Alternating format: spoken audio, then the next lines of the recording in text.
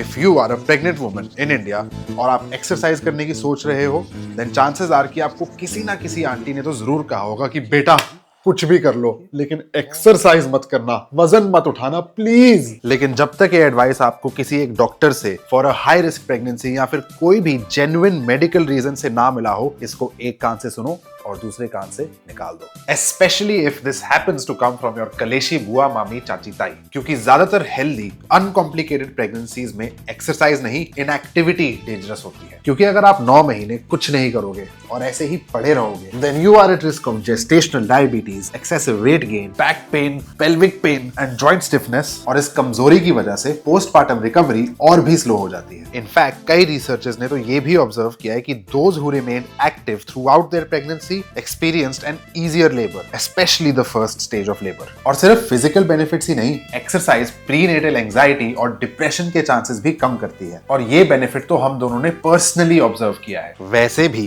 ये कोई बीमारी थोड़ी ना है यार, it's a normal physiological process that your body is more than capable of handling. अब इसका मतलब ये भी नहीं है कि जो मौज मस्ती प्री प्रेगनेंसी चला करती थी वो आप अब भी करते रहो। Goes without saying that you should not do adventure sports like skydiving, bungee jumping, horse riding, etc. लेकिन उसके अलावा when it comes to exercise, here are 3 important things to remember. Number 1, don't do movements that require you to create a lot of intra-abdominal pressure, जैसे कि heavy loaded back squats, deadlifts, या फिर aggressive ab exercises जैसे कि crunches, leg raises और planks, especially if it requires you holding your breath for long periods of time. Number 2, the movements should not cause any kind of sharp pain or discomfort. If they do, stop. And finally, number 3, chase consistency, not intensity. Your ability to progressive overload will go down. So just focus on showing up and keep doing whatever you can. Just remember, movement is your friend, not the enemy. But I'm genuinely curious. I know most of the people that follow him are men. But for those pregnant or postpartum women watching,